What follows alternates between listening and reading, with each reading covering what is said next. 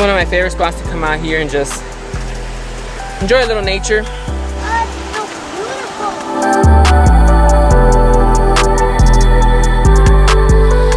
beautiful. Look, coming up here, I brought Lena up here for the first time.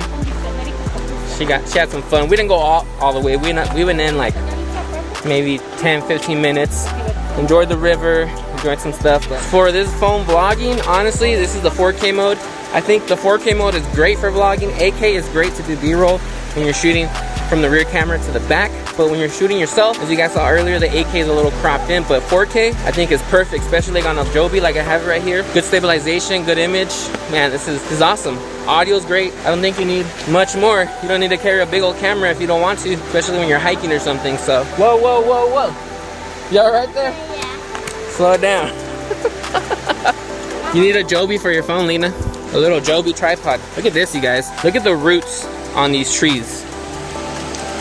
Imagine this is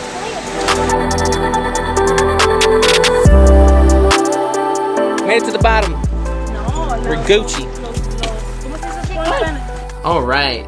That was a great hike. That place is literally one of my favorite spots to go. I just like to disconnect a little, get away from everything, and just enjoy a little bit of nature. It's always good to do that. So yeah, you know by the title of this video, I'm putting up the Galaxy Note 20 Ultra up against my Sony A7iii. Now I know that's kind of like comparing apples and oranges, and they're two completely different beasts in their own right. You know, Sony A7iii is a professional mirrorless camera, and the Galaxy Note 20 Ultra is a smartphone camera. But I wanted to put them up against each other, not because I wanted to see who would win this battle, but I wanted to see how close they are getting to looking like more professional cameras, such as like a Sony A7iii. Now I know no one asked for this, but I think it's worth showing you guys. Why is it worth showing you guys if this smartphone camera can compete with a Sony A7iii? When we kind of already know that it's gonna be night and day. Is it really? I think it's worth it. If you're a content creator, you make content on YouTube, you make vlogs, videos, whatever it is, footage from a smartphone like this is worth incorporating into your videos because it's not gonna look so crappy to where it's gonna be questionable or stick out. Like some of this footage could fit into your YouTube vlogs or your video, whatever you're making. It's not gonna distract the viewer from going like, oh wow, that's cool, to, oh man, he used a cell phone. It'll be like, oh wow, that's cool, and oh look at that shot, that's cool. Like it's worth incorporating into your daily content creation. Some of you guys already use smartphone camera footage in your videos. Some of you, that's all you use, smartphone cameras. Because at the end of the day, honestly, it comes down to telling your story and whatever you're trying to say, or whatever story or message you're trying to put out through your videos or through your footage. It really doesn't matter how you do it, whether you use a 2 megapixel camera or a 108 megapixel camera. Your story is king. So using smartphone cameras along with professional mirrorless cameras, it doesn't really matter. But it's also great when you have a smartphone camera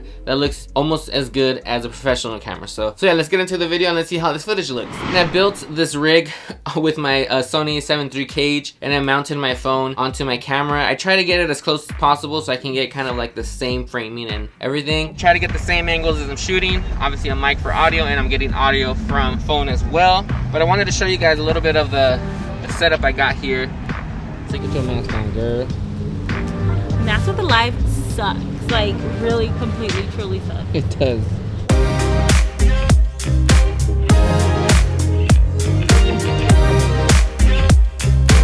People back in the day looked like really old, even though they were young.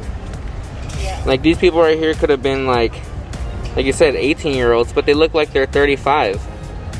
They look pretty young for the most part.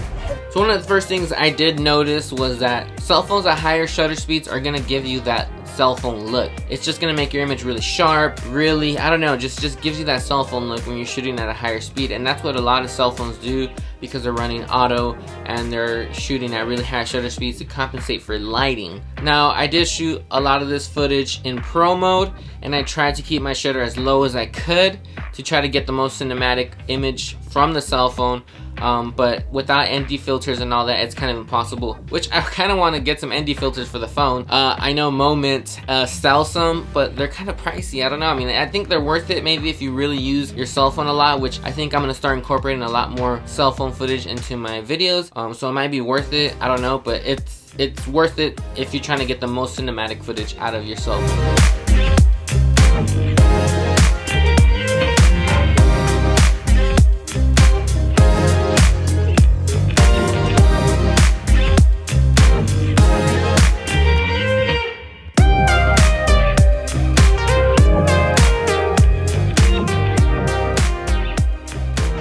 Now the depth of field on this phone is what has been impressing me from the get-go. It looks great at 4K, and at 8K it looks even better. The sensor on this smartphone is a lot bigger. It's not as big as the Sony A7iii, but it's a lot bigger than like an iPhone sensor, and it really does give you a nice natural depth of field, or bokeh, out of your images and your video. It's not like you're using that pro mode where it's like artificially blurring out the background and stuff. I've never really been a fan of that, but when the actual camera or lens is actually doing that for you, it looks really nice and natural and gives it more of a pro look. 8K compared to the Sony, and I think the 8K looks closer to what the Sony would look like from the 8K sensor.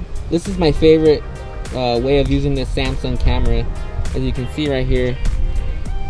Now the Sony A7iii obviously is going to look a lot better in the depth of field and bokeh department, because it's a way bigger sensor, and plus the lens we're using and all that, there's lens compression, and there's a lot of factors that go into it, and we all know that the A7iii with a nice lens is gonna look amazing because it's an amazing camera. The Note 20 Ultra is doing a good job giving you some nice depth of field and some natural bokeh coming out of that small little lens and that small sensor compared to the Sony A7iii. Now the 8K mode on the Samsung Note 20 Ultra is really what has gotten me really intrigued in filming more with this camera, because it's just a great it just gives you a great image. Like you guys saw at the beginning of this video while I was hiking, and I got some cool footage of trees, the river, the water, and even some slow-mo, which wasn't an 8K, but you know, I was able to get some good images out of your smartphone, so it looks cool. And it's an 8K. I mean, I know a lot of people don't have 8K devices or TVs and stuff, but you can still record in 8K when you bring it into editing, and the 8K make it 4K, and it's still gonna look a lot better than 4K right out of the phone, you know. So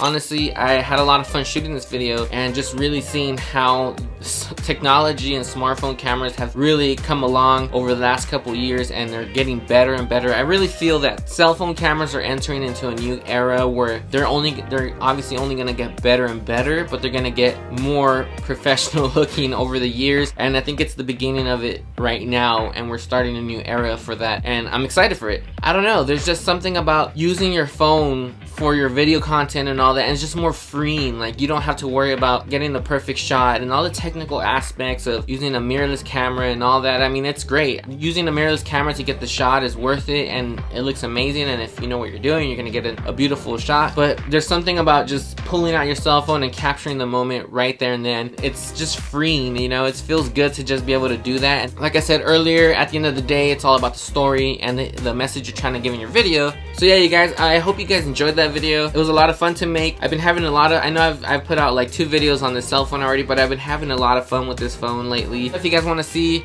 more of my videos, which I hope you do, click one of these 2 videos here, and don't be a butthole and subscribe. See you guys on the next one. Peace.